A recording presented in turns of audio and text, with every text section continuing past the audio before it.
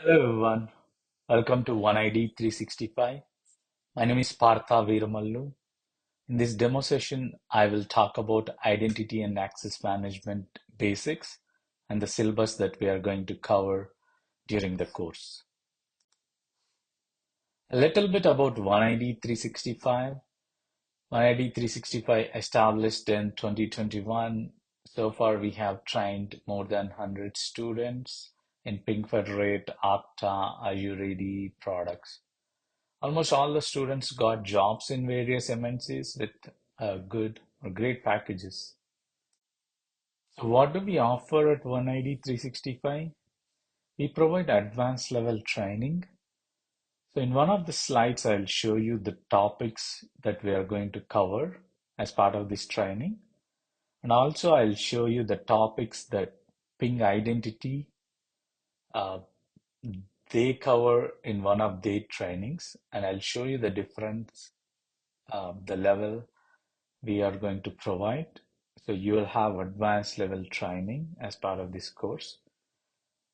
And we also help you in resume preparation and interview preparation. We'll provide you tips how to approach an interview, how to answer those questions. So we'll help you in that. Little bit about myself. My name is Partha Veeramallu. I'm currently working as Principal Information Security Engineer for one of the top 10 banks in USA. I have about 13 years of experience in identity and access management, and I am CISSP and CCSP certified. These are highly renowned certifications in information security, and I have strong knowledge in Ping ID products, Ping identity products like Ping Federate, Ping Access, Ping One, SSO, and I have worked on ForgeRock, Arc Access Manager, CS SiteMinder. Are you ready?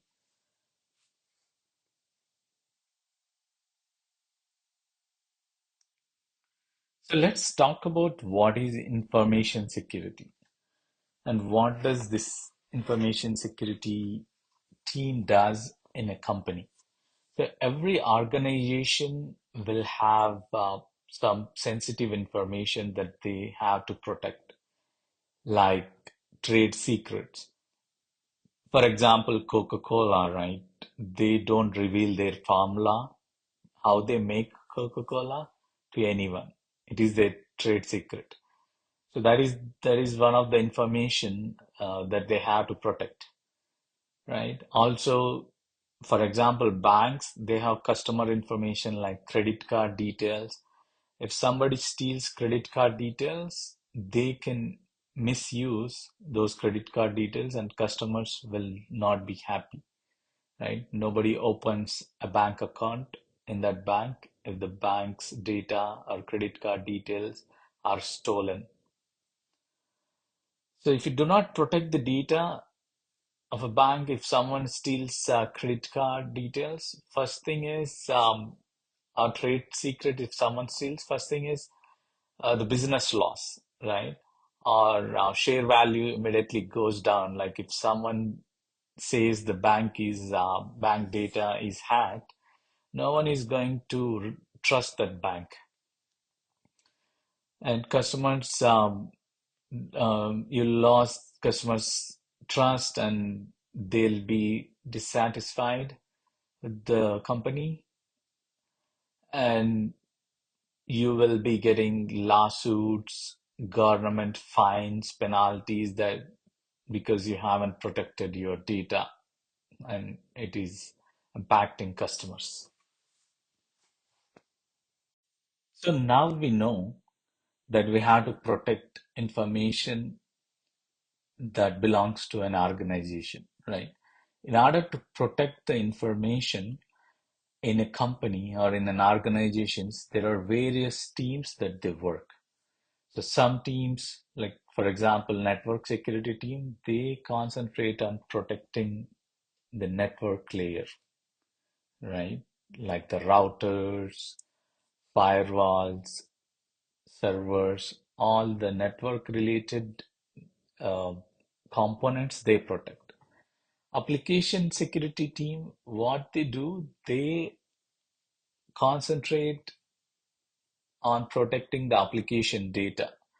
Like, for example, you have a teller application, right, where you um, with deposit or withdraw money from, and those transactions are recorded in the application. So that application level data is monitored or secured by application security team. They'll help. And the database security team, they will concentrate on securing a database. Like they make sure no unauthorized user can log into database or can read the database details or delete details from the database or update all the database related, they take care of it. And cloud security team, they concentrate on securing cloud components, like how to deploy servers in cloud, how to deploy virtual private network in cloud. So they take care of cloud components. And endpoint protection team, um, so they worry about uh, APIs, all that. And all these applications or security teams, they rely on identity and then access management, because identity and access management team, they provide security services, how to log into these components, right? How a user is getting access, how an unauthorized user is denied access to these components, all that is handled by identity and access management team. We are going to take a look in detail in the coming slides.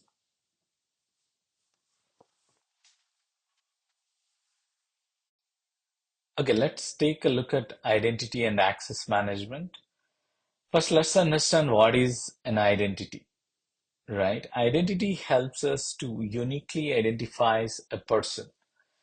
For example, you can identify a person with their name, but the problem comes when more than one person have same name, right? You cannot uniquely identify them any longer. You need something else other than name to identify that person. So for example, Aadhaar number. Aadhaar number, no two persons will have same Aadhaar number, right? So here Aadhaar number identifies you or the person uniquely. So in this case, Aadhaar number becomes your identity. Similarly, driver's license ID or voter ID, all these are identities of that person, how we can identify a person.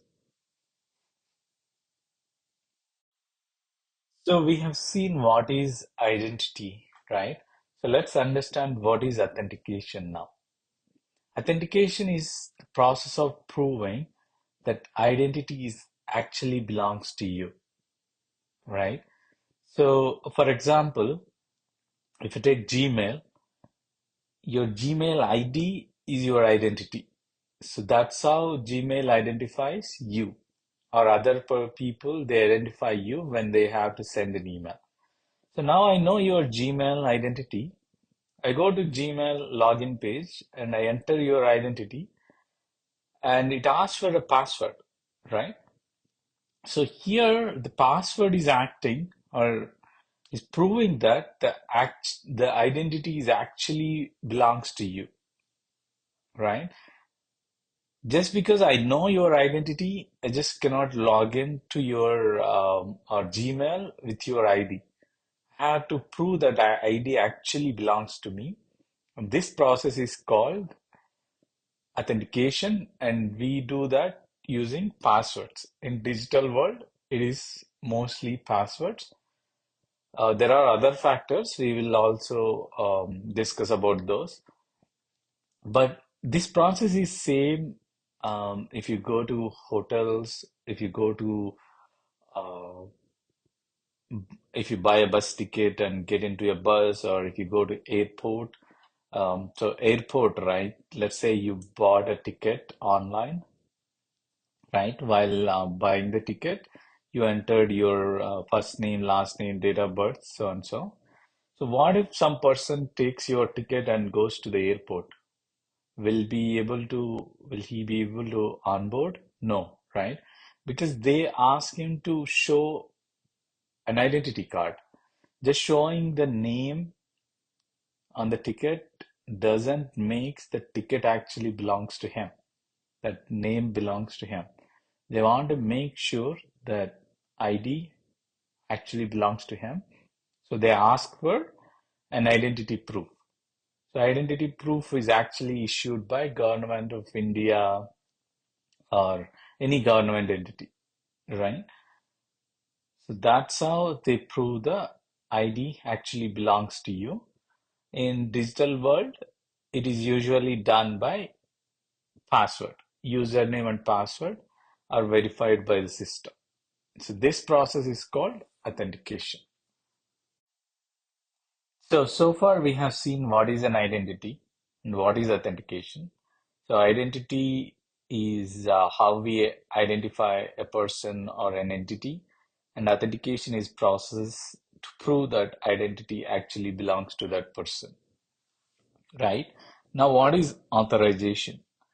So authorization is it determines what that authenticated user can or cannot do in the system. For example, let's say you go to airport and you show the ticket, and then they ask you to show identity card to prove the ticket actually belongs to you, and you showed the identity card and they verified your name, date of birth, etc. And you get into the airport, and now you cannot just go and sit in pilot cabin, right? You can just sit in this dedicated seat that is assigned to you. Uh, you cannot sit in the pilot cabin because pilot cabin is only authorized users, only pilot to that specific flight can enter. So that process is called authorization, right? And most of the places you might have seen, right? It says staff only, employee only. So that means those areas, the normal users or outsiders cannot enter. Only you have to be an employee. Employees are authorized to use that room. Just because you're allowed to enter into that building doesn't mean you can enter into that uh, specific room, which is only allowed for staff. Okay, that makes sense?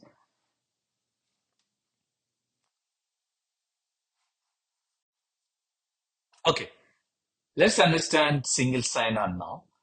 So single sign-on is authentication process where you log into one application and the subsequent logins to other applications are not required. I mean, you don't need to enter ID and password each time you log into an application.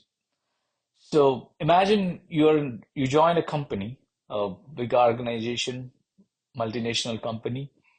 So as part of your work, you'll be doing or you'll be logging in to multiple applications, maybe more than 50, 100 applications you would be logging. So imagine on a daily basis, you have to log into all these 100 applications 100 times. Maybe some applications you open, close more than once. So imagine each of these applications you want to log in, right? It is very inconvenient. Okay. So that's where single sign-on comes into the picture.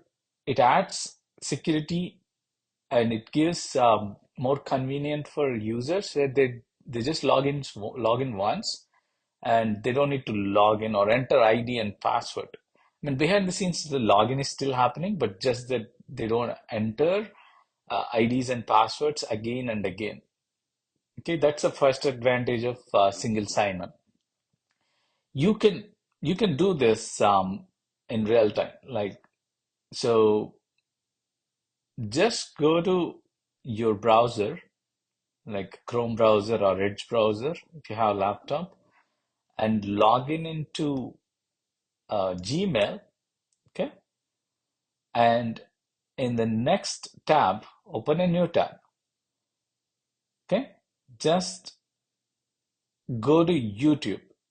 So now you logged into Gmail, and on the new tab, you're into YouTube, right? In YouTube also, you would have logged in with your Gmail account already, but you haven't entered any credentials while logging into YouTube. Okay, same with Google Drive. Open a new tab, log into Google Drive. It won't ask you to enter ID and password. You'll directly take into Google Drive. Go to Google Photos. So all these Google applications, right, they are integrated with single sign-on. So you log into one application, we'll see this actual in while during our training sessions. So we'll see this. I'll show you. But if you want to try, go ahead and give it a try on your laptop. Just log into Gmail, go to YouTube, go to Google Drive, go to Google Photos. Only first time you would be asked to log in. The subsequent logins are they won't be there, right? So now log out, and instead of accessing Gmail first, access Google Photos first. Okay, after logging out. Now it will ask you to enter ID and password for Google Photos, right? Once you log in, open a new tab, go to Gmail, go to any other Google applications. So you would be, you don't need to provide IDs and password. You just logged in. So this process is called single sign-on, where you log in once, and the subsequent logins, you don't need to enter credentials, means IDs and passwords again and again. So this is very convenient. We will see the advantage and disadvantage in depth when we during the session.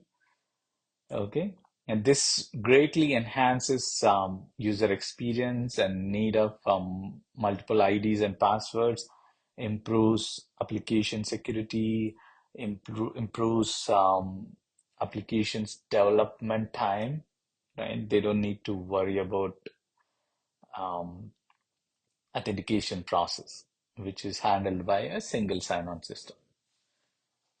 Okay. Okay. So types of SSOs. So we have a few types of SSOs, mainly enterprise SSO and federated SSO. Enterprise SSO comes into the picture where your company, um, your company in-house, there are multiple teams, right? They develop multiple applications. These applications are all developed by your company. So when we provide single sign-on to these in-house applications, we use mostly enterprise SSO. Um, the products that are offering enterprise SSO are Ping Access, ForgeRock, SiteFinder, Archil Access Manager. And then the other type of SSO we have federated SSO, where in this case your user, your company's users are trying to log into um, a product that is developed by a different organization, and your company is only um, by your company is only bought the licenses and using it. Your company actually not developed those products, like Microsoft Office is developed by Microsoft, but if your company would be using it, right? Or ServiceNow, Salesforce. These are the popular Workday. These are the popular federated SSO. In federated SSO, we have like SAML, WSFed, OAuth, OIDC protocols that are used. So just remember, the federated SSO is um, mostly used for the applications that are developed by different companies.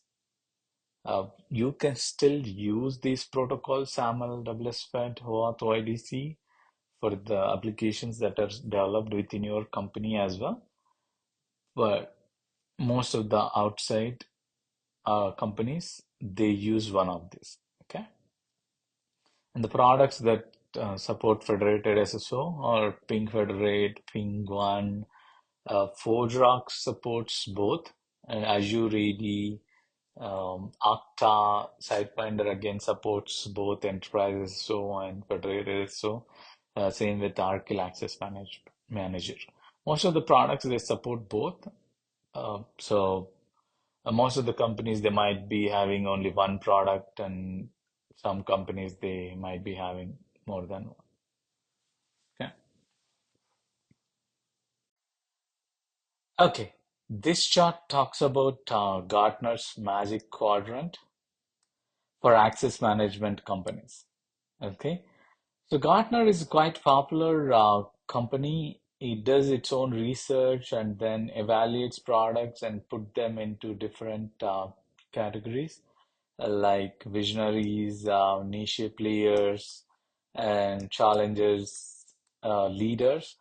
So the products that the companies that are in the leader section, that means they have very good identity and access management product, and they know where they are heading to. They have a clear understanding, and they have very good participants. So you can see Ping Identity is here. So the products we are going to talk about are Ping Federate and Ping Access comes under this. Okay. Okay, let's talk about on-prem and cloud. What is the difference between? So when you join a company, your company would have servers, right? So where you deploy applications, all this infrastructure.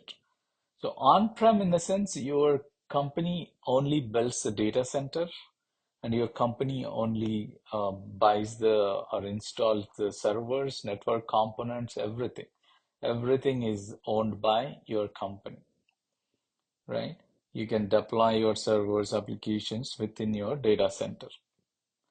But cloud is uh, managed by third-party providers, and you can deploy the servers, deploy applications, all that through or over the internet, right? You don't deploy, you don't manage any hardware, right? You will only use a third party provider's servers to deploy your applications.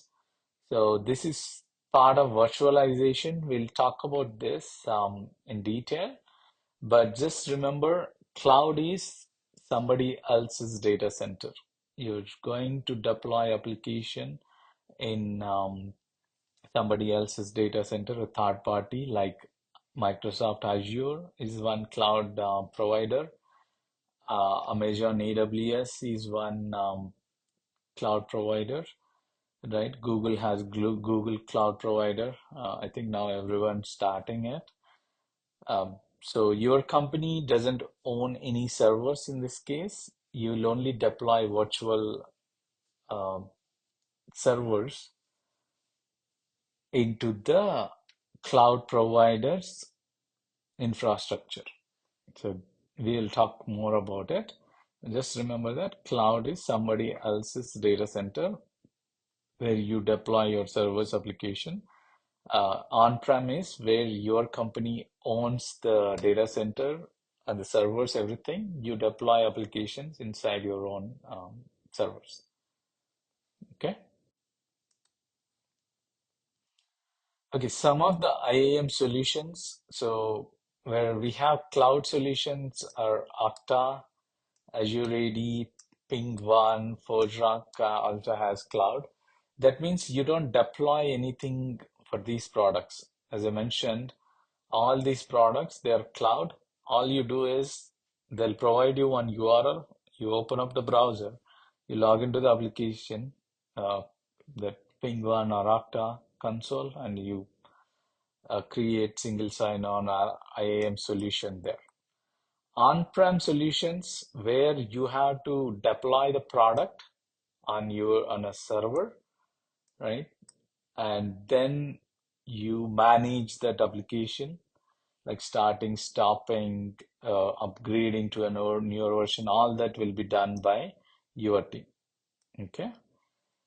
And some of these products are Ping Federate, ForgeRock, Sitefinder, OAM, Ping Access. So in on-prem solutions, you'll deploy a product in one of your server, and in cloud solution, you don't deploy anything. It's all ready-made. You just access license, access the application. Okay. Most of the, like for example, um, cloud solution is right. One of the cloud solution.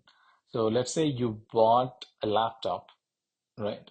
And you want to store, let's say, movies, files. You either store it on your laptop or you can buy an additional hard drive, right? An additional hard drive, maybe 5,000 rupees, maybe may cost you. Or that is on-prem solution, similar to on-prem solution, where you are purchasing an external hard drive and you are storing files there. What is the cloud solution here is, let's say, let's take example of Google Drive, right? You buy license of the Google Drive for 100 GB, 200 GB, and you upload your files there into Google Drive, and um, and then you can access it. You don't need to buy hardware. So you are using, I mean, your file still stored in Google Drive, maybe some drive and Google data center. It's just that you don't buy the hardware. You don't buy a hard disk to store files. So that is very basic example of on-prem versus cloud. Hope you understand. So in our case, on-prem IAM solutions where you will have to buy hardware, I mean, you in the sense your company, and you'll install the hard operating system, you'll install Ping Federate software, and we'll see this in our lab, and you will install everything and you manage everything. In cloud solution, you don't install anything. Everything is taken care by cloud provider. They'll just give you one URL. Just go to the URL, log in, and perform the actions. Okay, important. So now we know what are cloud IAM solutions, what are on-prem IAM solutions. We know that Ping Federate and Ping Access, they fall under on-prem IAM solutions. And these products are developed by Ping Identity, is the organization which was established in 2002.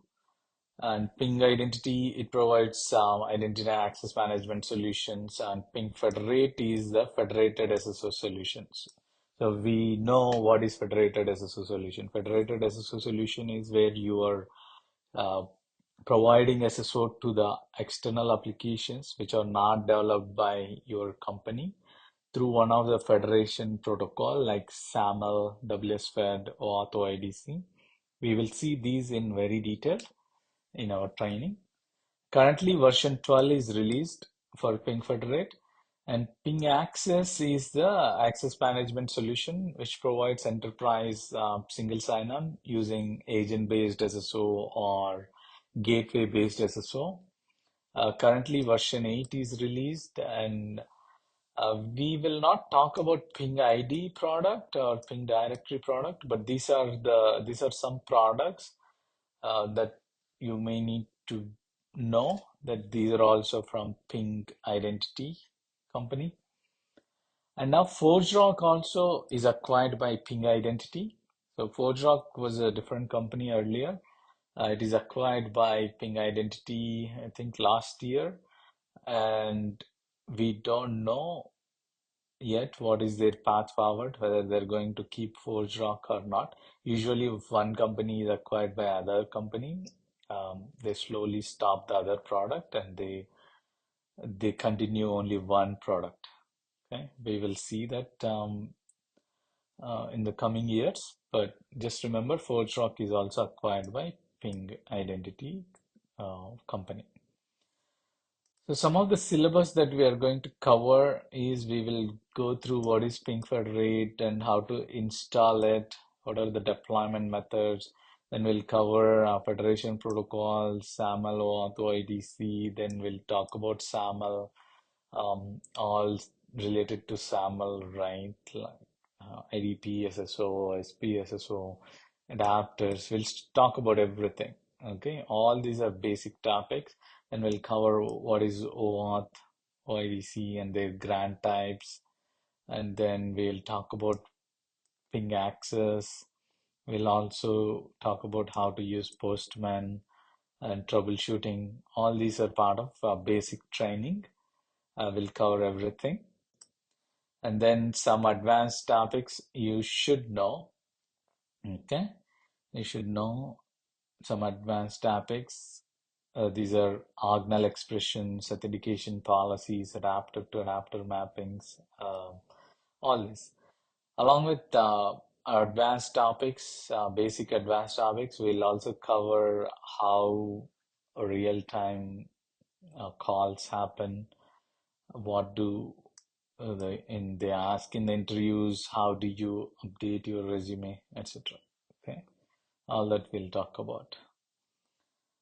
Um, then this is the official site. If you want to go, you can go and check to see what are the topics that they are offering and what is the cost. So this training is actually provided by Ping Identity, which costs about $3,000.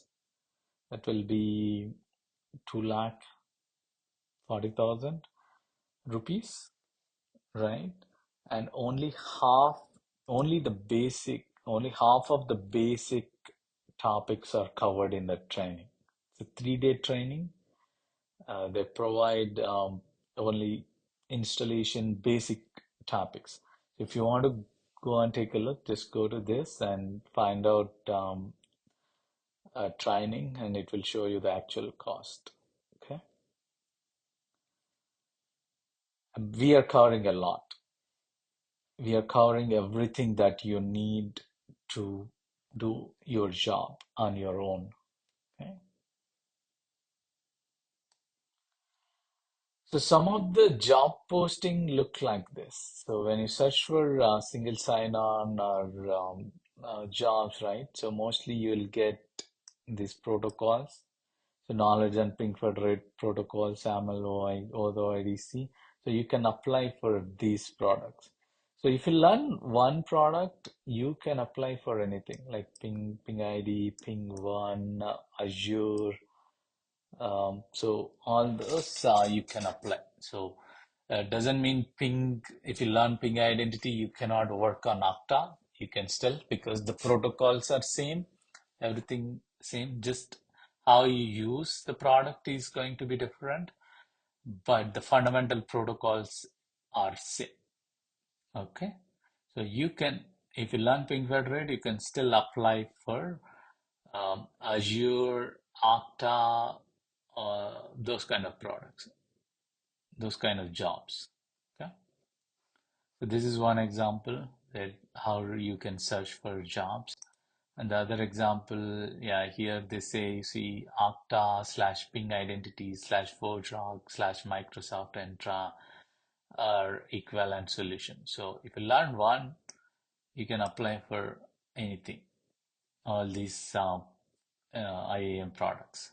Okay, because the fundamental protocols are same, implementing single sign-on with OIDC, right? All that, the fundamental concept will be same anywhere. You can apply for all these types of jobs. Okay, hope that makes sense. These are some of our previous students who got placed, who got training from our institute. Shruti, she was working for 8 lakhs and then got 22 lakhs package. Ram Mohan, 6 to 17. Kalyan Ram, 7 to 17. Ashwini, 2.5 to 13. You can see here, right? They all got placed in MNCs with good packages. Okay, so yeah, this is the basics demo. We will provide you in-depth training and will provide you all you need to sustain in this job. I mean, I can teach you, and if you have any questions, if you do not understand in explanation in English, I can explain in Telugu as well. So feel free to ask any questions anytime. See, the training, how much ever I explain, right? It is all depend on you. So you will need to practice, practice, practice, and practice the interview questions that we provide, right? Practice the topics that we cover. So practice is the only thing that can help you. So yeah, thanks for giving the opportunity. We'll see you soon. Bye.